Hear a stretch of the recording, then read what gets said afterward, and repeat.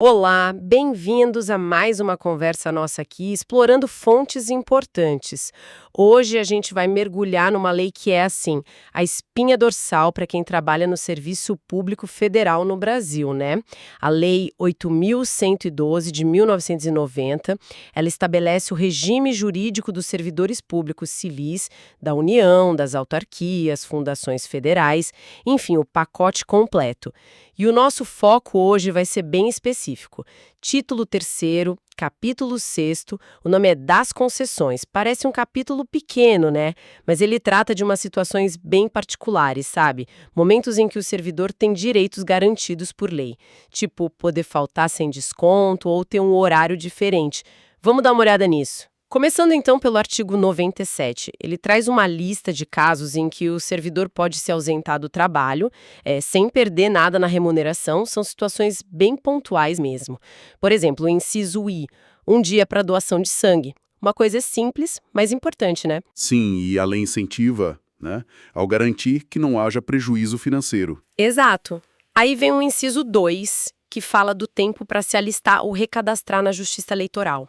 Precisa de um tempinho para isso, né? A lei limita a 2 dias. E olha que interessante, esse ponto foi atualizado em 2014. Mostra que a lei não é estática, né? Com certeza, ela precisa acompanhar as mudanças, as necessidades. O recadastramento biométrico, por exemplo, não existia em 90. Verdade. E aí no inciso 3 a gente chega em situações mais impactantes pessoalmente, eu diria. São 8 dias seguidos de ausência. 8 dias. Isso.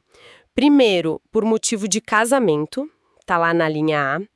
E segundo, na linha B, por falecimento de familiares próximos. E essa lista de familiares é bem precisa, né? Muito. Cônjuge, companheiro, pais, madrasta ou padrasto, filhos, enteados, menor sob guarda ou tutela e irmãos. Essa precisão é chave, sabe? Evita aquela coisa de, será que vale para tal parente? Deixa claro quem tem o direito nesse momento, que já é tão difícil. Com certeza. Dá uma segurança jurídica. Exato. E o fascinante aqui não é só a folga em si, é o que ela representa. O artigo 97, ele meio que reconhece oficialmente que o servidor é uma pessoa, né? Tem vida cívica, como votar, e tem vida pessoal, como momentos felizes como casar e tristes como perder alguém. A lei está dizendo, olha, a gente entende que essas coisas acontecem e impactam, e a gente respeita isso. É um equilíbrio entre a exigência do serviço e a realidade humana. É uma perspectiva interessante mesmo, vai além da letra fria da lei. Mostra uma intenção, né? Sim, uma intenção de harmonizar. Mas, bom, além dessas ausências pontuais, para eventos específicos, a lei também pensa em necessidades que podem durar mais tempo.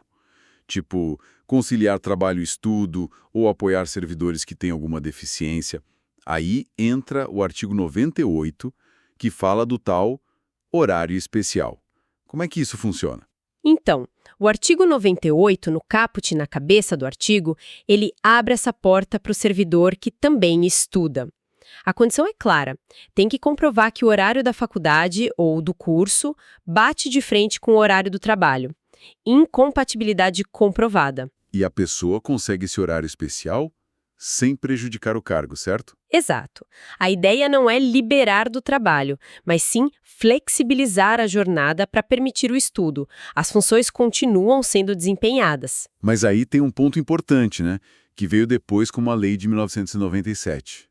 O parágrafo 1º. Ah, sim, a compensação. Isso. Exige que o servidor compense essas horas, ou seja, estuda num horário, mas depois tem que repor esse tempo na repartição para cumprir a carga horária semanal total. Exatamente. É uma flexibilização com contrapartida. A administração apoia o estudo, mas o tempo total de trabalho tem que ser mantido. Faz sentido para manter a isonomia, imagino. Mas na prática, será que essa compensação não acaba sobrecarregando quem já está na dupla jornada de trabalho e estudo? Olha, essa é uma questão válida de gestão, né? A lei estabelece a regra, compensar. Como essa compensação é organizada, se ela é razoável ou se vira um fardo, aí depende muito de como cada órgão administra isso. Mas a lógica da norma é essa. Incentivo sim, mas sem reduzir a carga horária total que é paga pelo contribuinte, né? É uma solução de compromisso, digamos assim. Entendi. Mas o artigo 98 não para no estudante. Ele avança para uma área de inclusão social bem forte, né? Nos parágrafos seguintes também de 97. Sim, e aqui a coisa muda de figura. O parágrafo 2º garante horário especial para o servidor com deficiência.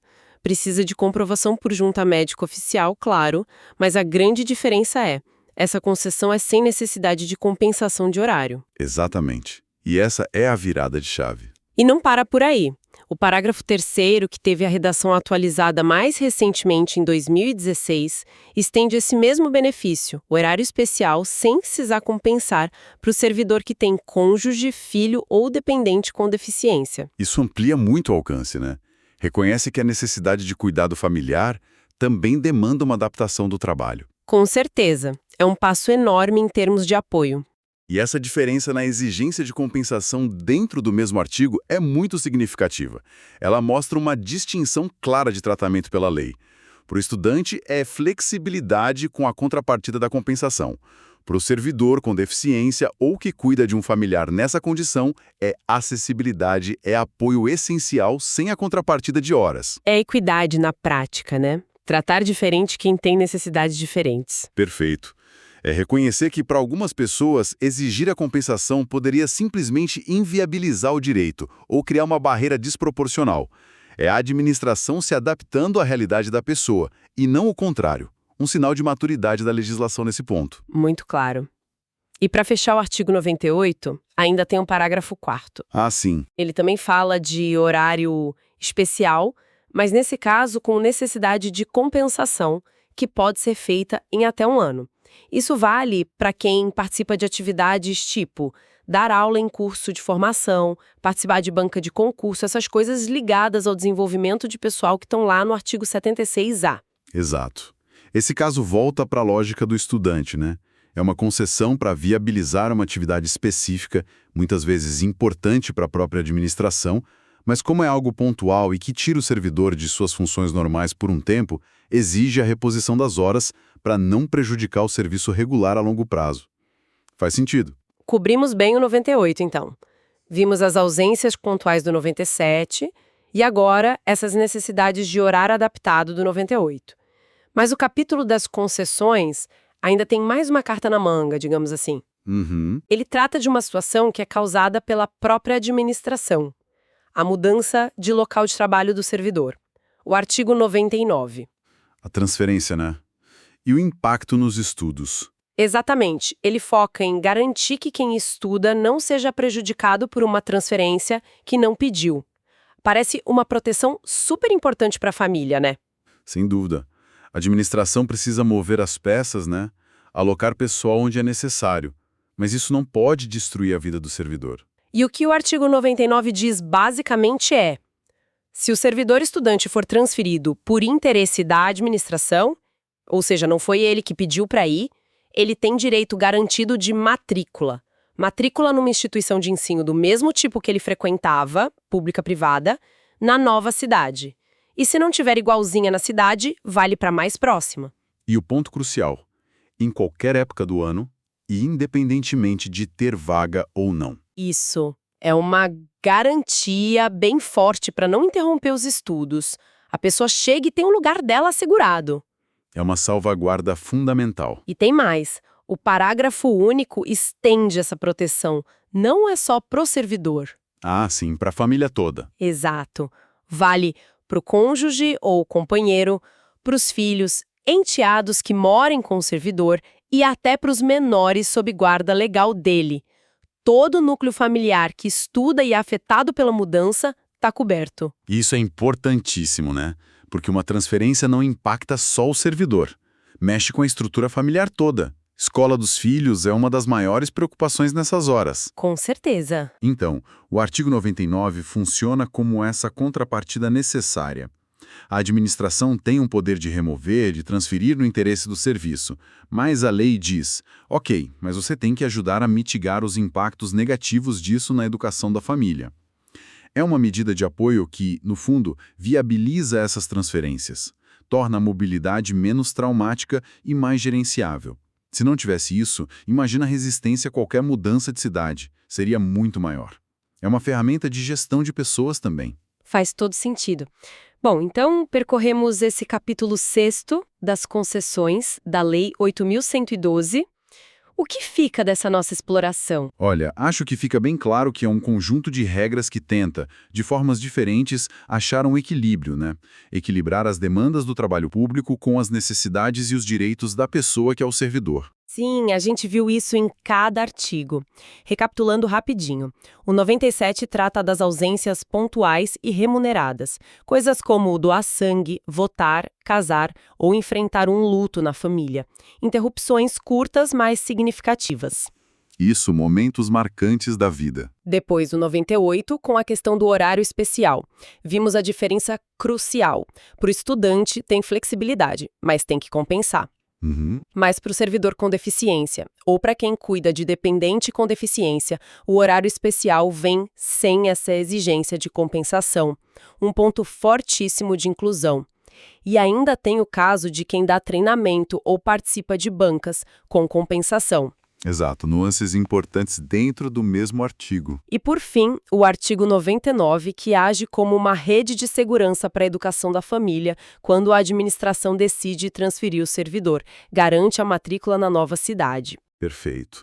É um capítulo que, apesar de curto, mostra bem essa tentativa do legislador de harmonizar mundos.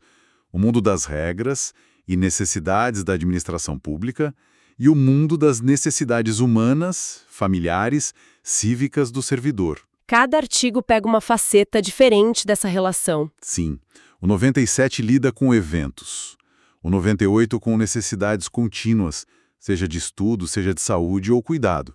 E o 99 com as consequências diretas de uma ação administrativa, a transferência. No fundo, são mecanismos que buscam não só proteger o indivíduo, mas também fazer a própria máquina pública funcionar de um jeito mais humano, talvez. E até mais eficaz ao incentivar qualificação, promover inclusão, facilitar mobilidade. Mostra uma visão que tenta enxergar o servidor por inteiro. E isso tudo nos leva a uma última reflexão, né? Essas regras foram pensadas lá em 1990, a maioria delas, com algumas atualizações depois. Como será que elas conversam com o mundo do trabalho de hoje? Penso no teletrabalho, por exemplo, que mudou tanto a dinâmica, ou nas estruturas familiares, que são muito mais diversas hoje do que talvez se imaginava lá atrás. É uma ótima pergunta. O teletrabalho borra fronteiras de horário, de local. Como ficam as compensações de horário nesse cenário? E a necessidade de ausência por luto? Será que as definições de família ainda cobrem todas as configurações atuais? Pois é. E olhando para o futuro, será que novas situações da vida moderna ou novas formas de organizar o trabalho no serviço público não exigiriam talvez novas formas de concessão? Sempre nessa busca pelo equilíbrio entre o serviço e a vida. Fica a questão, né? Como manter essa legislação relevante e justa diante das transformações sociais e tecnológicas? Exatamente.